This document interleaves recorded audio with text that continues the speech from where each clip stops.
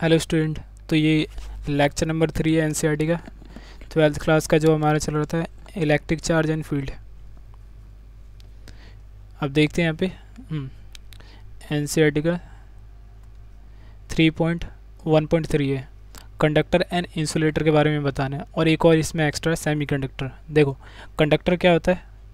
अब देखिए कुछ सब्सटेंस होता है, यहाँ पे पहले क्या लिखा हुआ, कुछ सब्सटेंस होता है जो अपने थ्रू क्या करता है, अलाउ करता है, जाने देता है इलेक्ट्रिसिटी को। और कुछ सब्सटेंस होते हैं जो अपने थ्रू पास नहीं होने देते। जो सब्सटेंस पास होने देते हैं इलेक्ट्रिसिटी को, उसको हम क्या बोलते हैं, कंडक्टर। यहाँ पे लिखा हुआ ये रहा, कंडक्टर हो गया, है ना। और इसमें क्या होता है, दे हैव इलेक्ट्रिक चार्ज, उनके पास एक इलेक्ट्रिक चार्ज होता है। इलेक्ट्रिक चार्ज क्या हो गया, इनके अंदर कंडक्टर के अंदर इलेक्ट्रॉन्स होते हैं जो फ्रीली क्या करते हैं, मूव करते हैं इनसाइड दी मटेरियल्स। जो कंडक्टर का जो मटेरियल होता है, जैसे इसको मेटल मान लो, मेटल होता है, मेटालिक स्फीयर है, मेटालिक स्फीयर या कुछ भी मेटल का रॉड मान लो, है ना।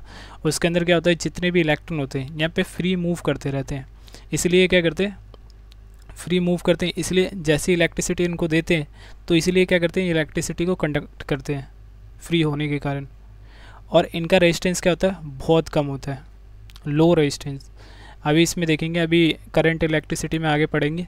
जो ओम्स लॉ होता है V=IR, इसके अकॉर्डिंग इसको देखेंगे कि कंडक्टर के अंदर कैसे बहुत ज़्यादा इसमें करंट फ्लो करता है और रेजिस्टेंस बहुत लो होता है। ये रेजिस्टेंस होता है R। अब देखिए कुछ इसमें एग्जांपल है कंडक्टर के। यहाँ पे ये डेफिनेशन लिखा हुआ है, ऐसे मटेरियल जो अपने थ्रू इलेक्ट्रिसिटी को ईजिली पास होने देते हैं उनको क्या बोलते हैं, कंडक्टर, है ना। और इसमें इलेक्ट्रॉन क्या करता है, फ्रीली मूव करता है। जैसे इसके एग्जांपल क्या हो गया, जैसे मेटल हो गया, देखिए ये मेटल है, इसके थ्रू बैटरी, और फिर यहाँ पे क्या लगाया गया, एक लाइट लगाया, उससे बैटरी और इस मेटल से जलाया गया। तो ये क्या कर रहे हैं, यहाँ से इलेक्ट्रॉन पास हो रहे हैं, इलेक्ट्रिसिटी को पास होने दे रहा है ये मेटल, इसलिए यहाँ पे जल रही है ना। और फिर देखते हैं ह्यूमन बॉडी। ह्यूमन बॉडी क्या हो गया, जैसे अर्थिंग लगती होगी कभी कभी, जैसे ये कोई, जैसे मान लेते हैं जो कूलर होता है, लोहे वाला कूलर होता है, उसको इसने छू लिया, और यहाँ पे नीचे यहाँ पे कोई मेटालिक कोई भी रॉड है, उसको छू लिया, तो इसमें क्या हुआ, इलेक्ट्रिसिटी का पास होने लगा इस बॉडी के अंदर। ह्यूमन बॉडी भी क्या है, एक गुड कंडक्टर है इलेक्ट्रिसिटी का। और ऐसी कुछ एनिमल्स भी होते हैं, जैसे जो इलेक्ट्रिक कुछ फिशेज होती हैं,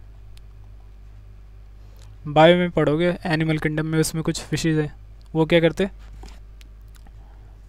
जो बायो वाले हैं वो पढ़ सकते हैं, जिनके पास बायो नहीं है उनके पास बस ये नाम याद कर लो कि ये इलेक्ट्रिक फिशेज होती है। उनके पास क्या होता है, एक यहाँ पे वोल्टेज ये सप्लाई करते हैं। अब देखिए अर्थ भी क्या है, कंडक्टर है। जैसे हाउस के ऊपर क्या लगा रहता है, एक अर्थिंग वायर लगा रहता है, अर्थिंग रॉड ही बोल लीजिए। अब जैसे यहाँ पे बिजली गिरती है, अब अर्थिंग वायर जहाँ पे लगा रहेगा, अब ये अर्थिंग वायर कहाँ पे इंसर्ट कर देते हैं, अर्थ के अंदर। तो इसलिए अर्थ भी क्या हो गया, एक कंडक्टर हो गया। इतना समझ आ गया। अब आगे चलते हैं। अब कुछ नॉन कंडक्टर मटेरियल्स होते हैं जो अपने थ्रू क्या करते हैं, इलेक्ट्रिसिटी को पास नहीं होने देते। जैसे ग्लास हो गया, पास नहीं होने देते हैं, इन्हीं को हम क्या बोलते हैं, इंसुलेटर बोलते हैं। जैसे इनका क्या होता है, हाई रेजिस्टेंस होता है। यहाँ पे देख लीजिए क्या लिखा हुआ है, ये रहा, हाई रेजिस्टेंस। इनके पास क्या होता है, जो नॉन कंडक्टर होता है, हाई रेजिस्टेंस होता है, इसलिए पास नहीं होने देते, करंट इनके थ्रू पास नहीं होता है हाई रेजिस्टेंस के कारण। और जो हमारा कंडक्टर होता है, पीछे देख लिया हमने, उसमें रेजिस्टेंस बहुत लो होता है, इसलिए करंट को पास होने देता है। अब देखिए जैसे ग्लास हो गया नॉन कंडक्टर, और पर्सलिन हो गया, पर्सलिन जो चिकनी मिट्टी के बर्तन होते हैं वो हो गया, ये भी नॉन कंडक्टर होता है। प्लास्टिक हो गया, नायलॉन हो गया, और वुड हो गया, ये सभी क्या एग्जांपल, नॉन कंडक्टर के एग्जांपल हो गए। देख लिए, इतना समझ आ गया। अब आगे चलते हैं। अब क्या होता है कि हम अगर कंडक्टर और इंसुलेटर के ऊपर अगर चार्ज ट्रांसफ़र करते हैं तो उनके साथ क्या होता है, चार्ज कहाँ पे डिस्ट्रीब्यूट होता है, कहाँ पे स्टोर होता है। देखिए यहाँ पे लिखा हुआ ऊपर कि सम चार्जेस हम क्या करते हैं, कंडक्टर को देते हैं, तो वहाँ पे क्या होता है, readily get distribute over the entire surface of the conductor. देखिए ये क्या है, कंडक्टर है। जैसे इस बॉडी पे हम देते हैं चार्ज, तो क्या होता है, पूरे सरफेस के ऊपर, अंदर कुछ भी नहीं रहता, बस सरफेस के ऊपर क्या होता है, डिस्ट्रीब्यूट हो जाता है, अंदर जीरो चार्ज होता है। चार्ज क्या होता है, जीरो होता है, इसलिए यहाँ पे क्या होता है, इलेक्ट्रिक फील्ड भी जीरो होती है कंडक्टर के अंदर। समझ गए, यहाँ पे ये लिखा हुआ है। अब नॉन कंडक्टर है, नॉन कंडक्टर को जैसे हम जहाँ पे इलेक्ट्रॉन देते हैं या चार्ज देते हैं तो वहीं पे क्या होता है, स्टे वहीं पे रुक जाते हैं। देखिए, some charges is put on an insulator तो it stay at the same place. जिस प्लेस पे हम चार्ज देते हैं या कुछ भी पॉजिटिव या माइनस कुछ भी देते हैं चार्ज, तो वहीं पे क्या हो जाता है, स्टे हो जाता है। तो हम ये नहीं कह सकते कि इसमें क्या होता है, चार्ज बाहर भी रहता है और अंदर भी रहता है। तो इसलिए यहाँ पे इलेक्ट्रिक फील्ड अंदर की तरफ, देखिए चार्ज होगा यहाँ पे जीरो के इक्वल नहीं होगा, तो इसलिए यहाँ पे क्या होता है, इलेक्ट्रिक फील्ड नॉन जीरो होता है इंसुलेटर के इसमें, इनसाइड द इंसुलेटर। अब आगे चलते हैं। अब कुछ प्रॉपर्टी है, देखिए इसमें, this property of materials tell you nylon और प्लास्टिक, नायलॉन और प्लास्टिक गेट इलेक्ट्रीफाइड। जो नायलॉन होता है, जैसे देखिए ये नायलॉन है और ग्लास रॉड, पिछले मैंने पहले उसमें लेक्चर में पढ़ाया था, ग्लास रॉड और नायलॉन को जब रब करते हैं, इनके बीच में रबिंग हुआ है, रबिंग करें तो ये गेट इलेक्ट्रीफाइड, चार्जेस का सेपरेशन हो जाता है यहाँ पे, और इलेक्ट्रॉन क्या होता है, नायलॉन के ऊपर चले जाता है और इसके ऊपर क्या आ जाता है, ग्लास रॉड के ऊपर पॉजिटिव आ जाता है। और यही सेम कंडीशन हमने क्लाउड के अंदर भी पढ़ा था, उसमें भी क्या हो जाता है, चार्जेस का डिस्ट्रीब्यूशन हो जाता है, इलेक्ट्रिफिकेशन हो जाता है वहाँ पे भी, या इसको ये भी बोलते हैं डिस्चार्जिंग भी होता है, डिस्चार्जिंग की वजह से होता है, ये सब चार्ज सेपरेट होते हैं यहाँ पे।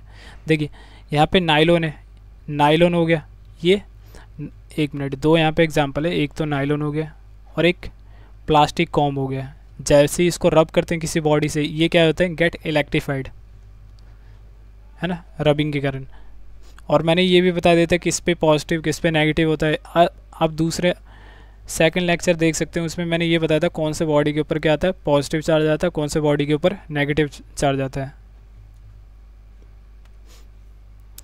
अब देखिए, अब हम क्या करते हैं, एक मेटालिक स्पून लेते हैं, मेटालिक स्पून लेते हैं, जैसे उसको रब करते हैं तो वो इलेक्ट्रीफाइड नहीं हो पाता है। उसका रीज़न क्या है, देखिए यहाँ पे लिखा हुआ है, ये सारे पॉइंट यहाँ पे लिख दिए मैंने।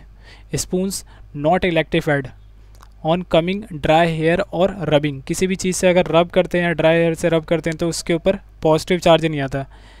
Charge on metallic leak through our body, जो चार्ज होता है देखिए ये क्या होता है, लीक हो जाता है हमारे बॉडी के थ्रू और ग्राउंड में चले जाता है, our body to ground as both are conductor of electricity. देखिए हमारा बॉडी क्या है, गुड कंडक्टर है इलेक्ट्रिसिटी का। जैसे हमने स्पून को जैसे चार्ज करा तो सारा चार्ज कहाँ पे चले जाएगा, ग्राउंड के यहाँ पे, क्योंकि ये बॉडी क्या हमारा एक गुड कंडक्टर है। एक मिनट, सारा चार्ज कहाँ पे सेपरेट हो गया, नीचे की तरफ आ गया ये, तो इसलिए स्पून के ऊपर कोई भी चार्ज इलेक्ट्रिफिकेशन इस पर नहीं होता, इलेक्ट्रीफाइड नहीं हो पाता। ये रीज़न समझ आ गया। चार्ज क्या हो जाता है यहाँ पे, लीक हो जाता है, स्पून से लीक होकर किस में चले जाता है, पूरे अर्थ में चले जाता है। यहाँ पे क्या होता है, चार्जेस का लीकेज, लीकेज ऑफ चार्ज।